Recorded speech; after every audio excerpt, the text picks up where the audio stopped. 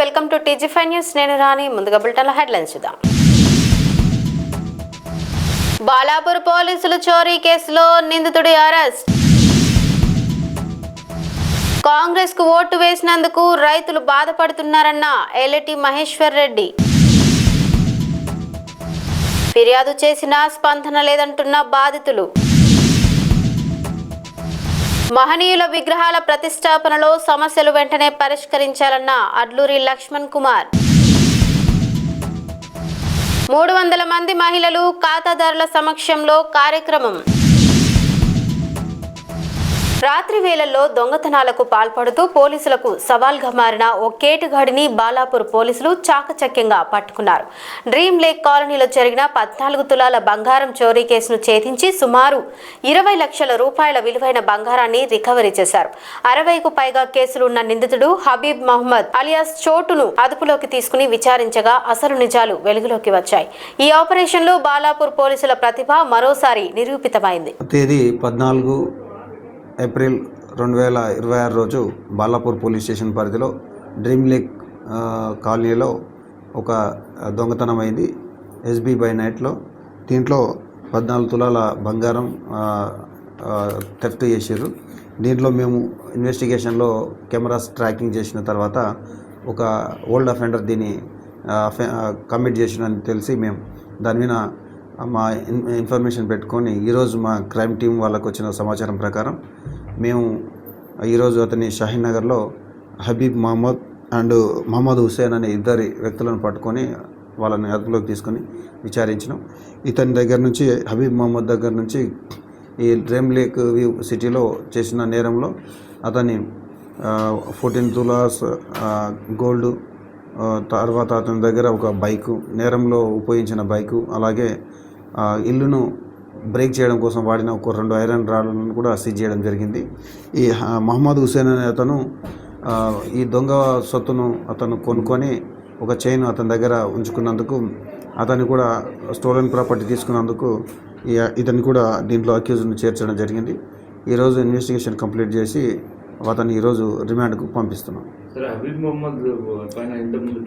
ఈ హబీబ్ మహమ్మద్ అనే అతను పాత నేరస్తుడు. ఇతనిపైన మన చుట్టూ హైదరాబాద్, రాచకొండ, సైబరాబాద్ ఈ పోలీస్ స్టేషన్ లిమిట్స్లో చాలా కేసులు ఉన్నాయి. ఇతని మీద 60 కేసులు ఉన్నాయి ఇప్పటి వరకు. మన పాడి షరీఫ్, బాలాపూర్, చంద్రాయనగుట్ట, టబాచపుత్ర. వీడు రాత్రులలో మొత్తం ఏదైతే మెయిన్ గేట్కు లాక్ ఉంటుందో ఆ లాక్ ఉంటే అతనికి ఒక సింబల్ అన్నట్టు.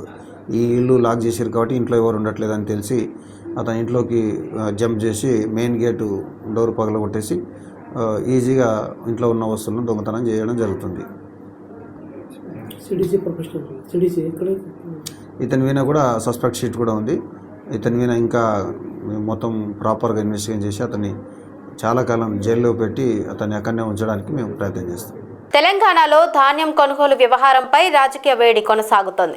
రైతులు తీవ్ర ఇబ్బందులు ఎదుర్కొంటున్నారని, కాంగ్రెస్ ప్రభుత్వంపై అసంతృప్తి వ్యక్తం చేస్తున్నారని బీజేపీ శాసనపక్ష నేత ఎల్ఎటి మహేశ్వర్ రెడ్డి ఆరోపించారు.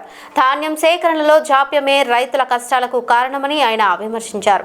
కాంగ్రెస్ కు ఓటు వేసినందుకు రైతులు బాధపడుతున్నారని బీజేపీ శాసనపక్ష నేత ఎల్ఎటి మహేశ్వర్ రెడ్డి అన్నారు. ధాన్యం సేకరణ ఆలస్యంగా ప్రారంభించడం వల్లే రైతులు ఇబ్బందులు ఎదుర్కొంటున్నారని ఆయన ఆరోపించారు.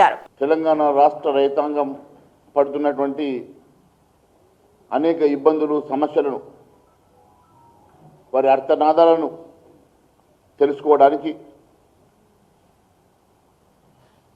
చేవెళ్ల పార్లమెంటరీ నియోజకవర్గంలో పరిగి నియోజకవర్గం నుంచి మేము బయలుదేరి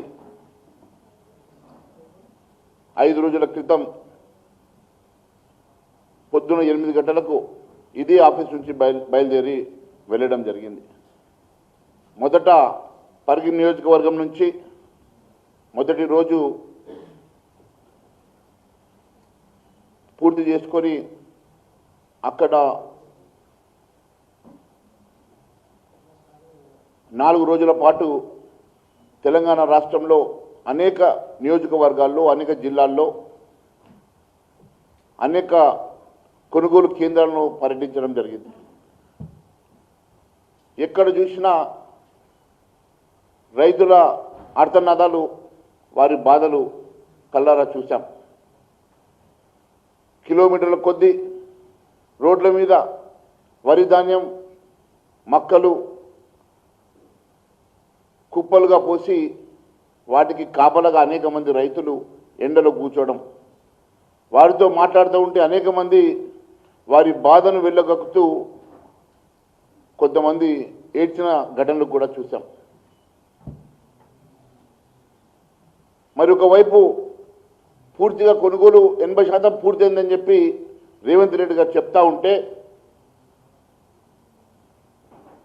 మేము బయలుదేరినటువంటి అనేక ప్రాంతాల్లో ఇంకా 80% రాసుల కుప్పలుగా మిగిలిపోయినాయి.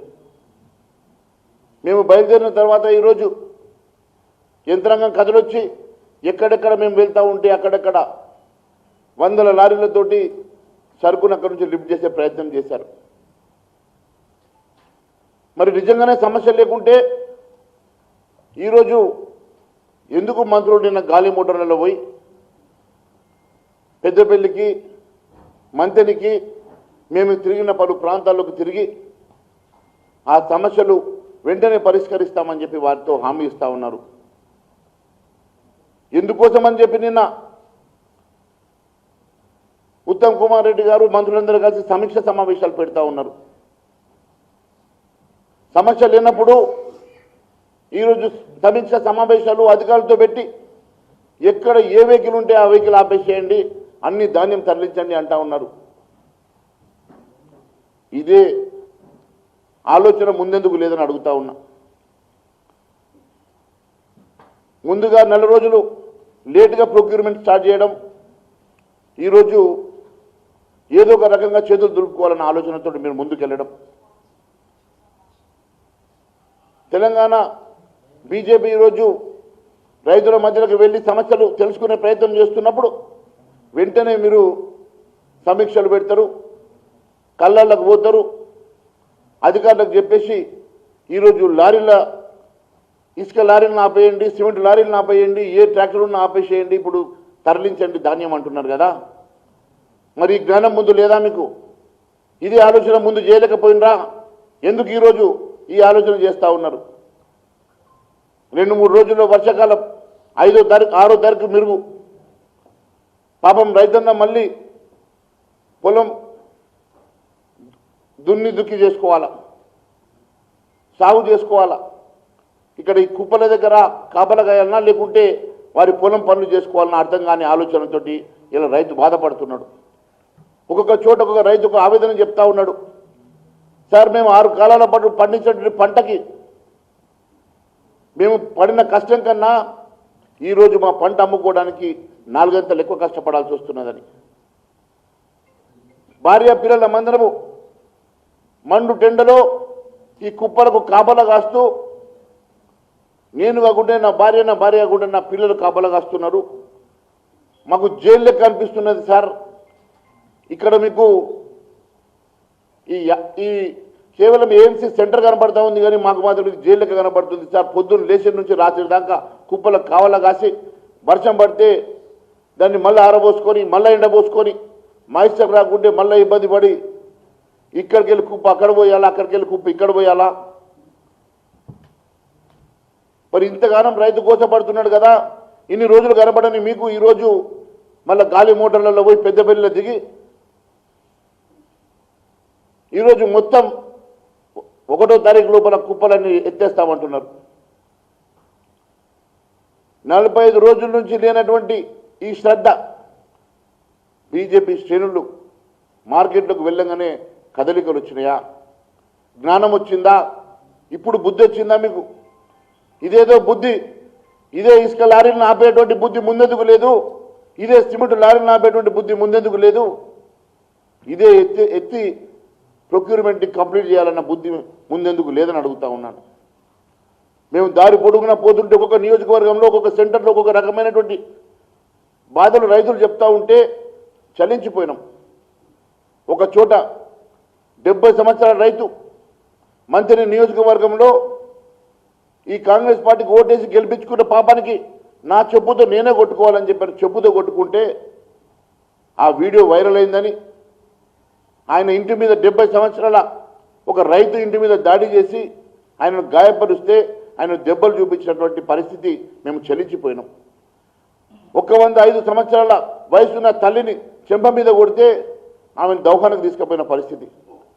అక్కడ మా ధాన్యం ఎప్పుడు కొంటారని చెప్పేసి అక్కడ రైతులు ఆందోళన చేస్తే 8 మంది మీద నాన్ బెయిలబుల్ సెక్షన్లు పెట్టేటువంటి పరిస్థితి. ఇప్పటి వరకు గన్ని బ్యాగులు ఇవ్వక చినిగిపోయిన గన్ని బ్యాగులు కొందరికి ఇచ్చి రైతులే గన్ని బ్యాగులు కొనుక్కునే పరిస్థితి. అంతేకాదు హమాలికి వాళ్ళే ఇవ్వాలన్నట, ఒక సంచికి 60 రూపాయలు వీళ్ళే లారీకి ఇవ్వాలన్నట.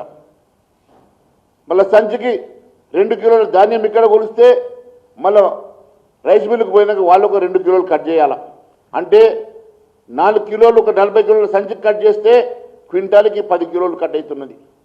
అంతేకాకుండా ఒక సంచికి పూర్తిగా లారీకి హమాలికి అంత కలిపితే 75 నుంచి 80 రూపాయలు ఖర్చు అవుతుంది. అంటే మళ్ళొక 3.5-4 కిలోలు. ఈ రకంగా ఒక సంచి మీద మళ్ళీ 3.5 నుంచి 4 కిలోలు అంటే అదొక 10-12 కిలోలు. రైతు పండించిన దాంట్లో దాదాపు 20%. మేము ఇంతకాలం ఫీల్డ్లోకి పోయినంతసేపు 10% కట్ అవుతుంది అనుకున్నాం. కానీ ఈ 10% కాకుండా మళ్ళీ లారీల పేరు మీద, హమాలీల పేరు మీద, గన్ని బ్యాగుల పేరు మీద మళ్ళీ దోపిడీ జరుగుతూ ఉన్నది. అంటే రైతు కష్టాన్ని ఈ రకంగా దోసుకుంటున్నటువంటి ఈ దళారి ప్రభుత్వాన్ని అడుగుతా ఉన్నా. ఎక్కడ పైసా చాలతలేదు, రైతుల కష్టాన్ని కూడా వీళ్ళు ఈ రకంగా దోచుకోవడం అనేది ఇంతకన్నా అన్యాయం ఇంకొకటి లేదని తెలియజేస్తా ఉన్నాను. రాష్ట్ర వ్యాప్తంగా ఒకటే మాఫియాలాగా ఉన్నది. ఇక్కడి నుంచి ఉత్తర తెలంగాణ నుంచి దక్షిణ తెలంగాణ వరకు ప్రతి చోట దళారుల చేతిలో రైతన్న మోసపోతున్నాడు.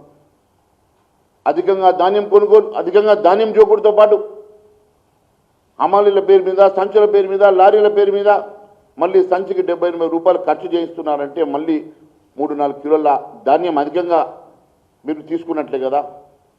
ఇంతటి దారుణమైనటువంటి పరిస్థితి రాష్ట్రంలో నెలకొంటే అసలు సమస్య లేనట్ల 80% కొనుగోలు జరిగిపోయినట్ల చెప్తా ఉన్నాడు.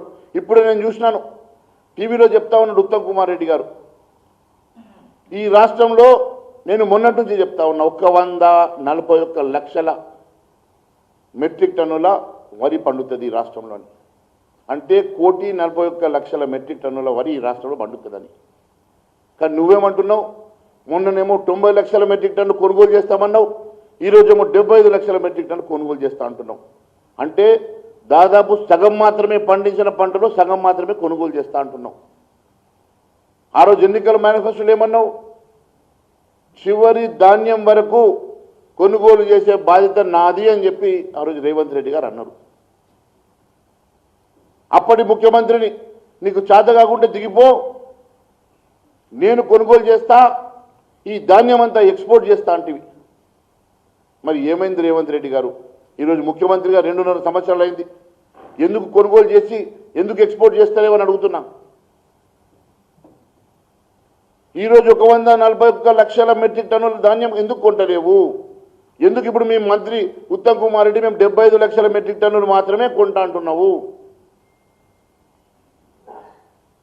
కేంద్ర ప్రభుత్వం ఎప్పటిలాగానే 56 లక్షల మెట్రిక్ టన్ను కొనుగోలు చేస్తున్నావు నువ్వే చెప్తున్నావు. మరి కేంద్రం ఎప్పటిలాగానే 56 లక్షల మెట్రిక్ టన్ను కొనంగా నువ్వు మిగిలింది నువ్వు కొనుగోలు చేయాలి కదా. నువ్వు మేనిఫెస్టోలో పెట్టినావు కదా, ప్రింట్ చేసినావు కదా, ఓట్లు అడుక్కున్నావు కదా, ఆ ఓట్లతో గెలిచి గద్దెనెక్కినావు కదా. గద్దెనెక్కగానే గద్దెలెక్క మారిపోతుంది. ఉన్నది మర్చిపోతురా మీరు? ఏ మాట అయితే ఈరోజు ఈ రైతన్నలకు మీరు ఇచ్చిన హామీ ఇచ్చిండ్రో ఆ హామీను మర్చిపోయి ఈరోజు మాకు సంబంధమే లేదు, మేము ఇంతనే కొంటాం, అట్లెట్లా కొంటారు? హామీ ఇచ్చింది మీరు. మొన్నటికి మొన్న 90 లక్షల మెట్రిక్ టన్ను కొంటాని, ఈరోజేమో ఇప్పుడు స్టేట్మెంట్ అరగంట కింద మేము 75 లక్షల మెట్రిక్ టన్ను కొంటాం. మొన్న ముఖ్యమంత్రి రేవంత్ రెడ్డి అంటాడు ఇప్పటికి 80% కొనుగోలు అయిపోయింది, మేము 45 లక్షల మెట్రిక్ టన్ను కొనుగోలు చేసినాం అంటాడు. ఇదేం కాకి లెక్కలు? 45 లక్షల మెట్రిక్ టన్నులకు 80% అయిపోయింది అంటాడు. ఈ రోజునేమో 75 లక్షల మెట్రిక్ టన్ను కొంటామంటాడు. మళ్ళా ఇదే మంత్రి గారు మాట్లాడుతూ ఒక 1,41,00,000 మెట్రిక్ టన్ను పండింది అంటాడు. మరి చివరి గింజ వరకు కొనుగోలు ఎట్లా చేస్తావు? మరి మీ ప్రణాళిక ఏంది? మీ ఆలోచన విధానం ఏంది? ఏం చెప్పదలుచుకున్నారు? ఆ రోజు అంటివి నీకు చేత కాకుండా నువ్వు దిగిపోమని పాత ముఖ్యమంత్రి అంటివి. మరి ఇవాళ నువ్వేం చేస్తున్నట్లా? మరి నీకు చేతనవుతున్నట్లనా? నువ్వు ధాన్యం కొనుగోలు చేయగలుగుతున్నావా? రైతును మోసం చేస్తున్నమాట వాస్తవం కాదా? మరి నీకు చేత కానప్పుడు నువ్వు కూడా అదే ఫార్ములా నీకు వర్తిస్తుంది కదా. మరి నువ్వు కూడా ఈరోజు పండించిన ధాన్యం చివరి గింజ దాకా కొంటా అని చెప్పిన నువ్వు పండించిన ధాన్యం కొనుగోలు చేయనప్పుడు నువ్వు కూడా శాతగానుడివే కదా. నాచారం పరిధిలోని మల్లాపూర్ ఇండియన్ ఆయిల్ బ్యాంకులో ఖాళీ బాటిల్లో పెట్రోల్ నింపలేమని చెప్పడంతో మద్యం మత్తులో ఉన్న 4 యువకులు సిబ్బందిపై దాడి చేసిన ఘటన ఆలస్యంగా వెలుగులోకి వచ్చింది. బాధితులు పోలీసులకు ఫిర్యాదు చేసినప్పటికీ చర్యలు తీసుకోవడం లేదని ఆరోపిస్తున్నారు.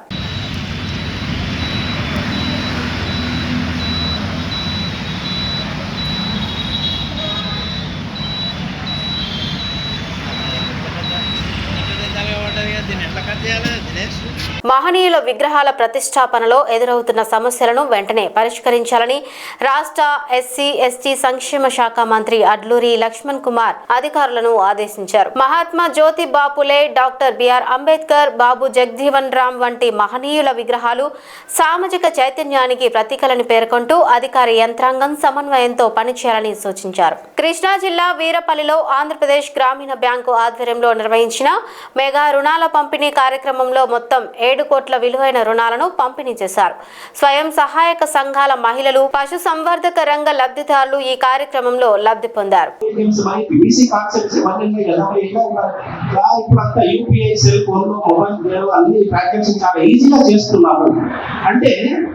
డిజిటల్ ప్లాట్ఫామ్ లో మీరందరూ కూడా నేర్చుకున్నారు. మొబైల్ లోనే మీరు ట్రాన్సాక్షన్ చేస్తున్నారు. కాబట్టి ఇవన్నీ ఎందుకు చెప్తున్నానంటే, ఒక ఇంట్లో ఒక మహిళ కనుక అభివృద్ధి చెందినటువంటి అంటే ఆ కుటుంబమే చక్కగా అభివృద్ధి చెందుతుంది. మన పిల్లలకు ఎడ్యుకేషన్ అయితే, పిల్లలకు మ్యారేజెస్ అయితే, ప్రాబ్లమ్స్ అయితే, మన వ్యవసాయ రుణాలు అయితే, హెల్త్ ఇష్యూస్ ఇవన్నీ మీరు మైక్రో క్రెడిట్ ప్లాన్ లో ఇవన్నీ మీరు ఒక్కొక్కటి రాసుకుంటారు. ఎలా ఏం చేస్తామని మైక్రో క్రెడిట్ ప్లాన్ లో మీరన్నీ మీకు కావాల్సినటువంటి యాక్టివిటీస్ నుంచి మీరు రాసుకుంటారు. అలా లోన్ తీసుకొని ప్రస్తుతానికి దాదాపు 20 లక్షల వరకు వచ్చారు. Okay fine. ఇప్పుడు మా ఆంధ్రప్రదేశ్ గ్రామీణ బ్యాంక్ దాని గురించి వస్తే, ఆంధ్రప్రదేశ్ గ్రామీణ బ్యాంక్ లో టోటల్ గా మన రాష్ట్రంలో 8 లక్షల పైన గ్రూప్స్ ఉన్నాయి. అన్ని గ్రూప్స్ లో ఆంధ్రప్రదేశ్ గ్రామీణ బ్యాంక్ లో 3 లక్షల పైన గ్రూప్స్ ఆంధ్రప్రదేశ్ గ్రామీణ బ్యాంక్ లోనే ఉంది. 3,05,000 గ్రూప్స్ ఆంధ్రప్రదేశ్ గ్రామీణ బ్యాంక్ లో ఉంది. దాదాపుగా 30 లక్షల మంది పైచిలకు మహిళా మనులందరూ ఆంధ్రప్రదేశ్ గ్రామీణ బ్యాంక్ లోన్ లింకేజ్ లో తీసుకున్నారు. మనకు ఆంధ్రప్రదేశ్ గ్రామీణ బ్యాంక్ లో ఉన్నటువంటి మొత్తం క్రెడిట్ అంటే లోన్ 71,000 లోన్ కనుక ఇచ్చినట్లయితే దాంట్లో 20,000 కోట్లు మీకు మాత్రమే ఇవ్వడం జరిగింది. 20,000 కోట్లు మహిళా మహిళలు. ఎస్ఎన్జి గ్రూప్స్ కి 20,000 కోట్లు లోన్ ఆంధ్రప్రదేశ్ గ్రామీణ బ్యాంకు అంటే దాదాపు 30%, 30% లోను మహిళా గ్రూపులకే ఇవ్వడం జరిగింది. అంటే మనకు మహిళలకు 30% ఉండాలి కాబట్టి ఖచ్చితంగా 30% ఇస్తాం, ఇంకెక్కువ కూడా ఇవ్వడానికి ఛాన్సెస్ ఉన్నాయి.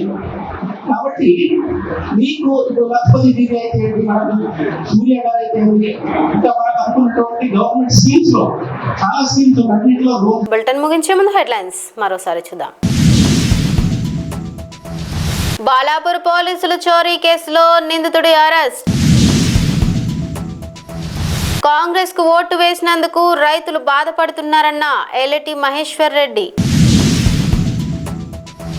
ఫిర్యాదు చేసినా స్పందన లేదంటున్న బాధితులు. మహనీయుల విగ్రహాల ప్రతిష్టాపనలో సమస్యలు వెంటనే పరిష్కరించాలన్న అడ్లూరి లక్ష్మణ్ కుమార్.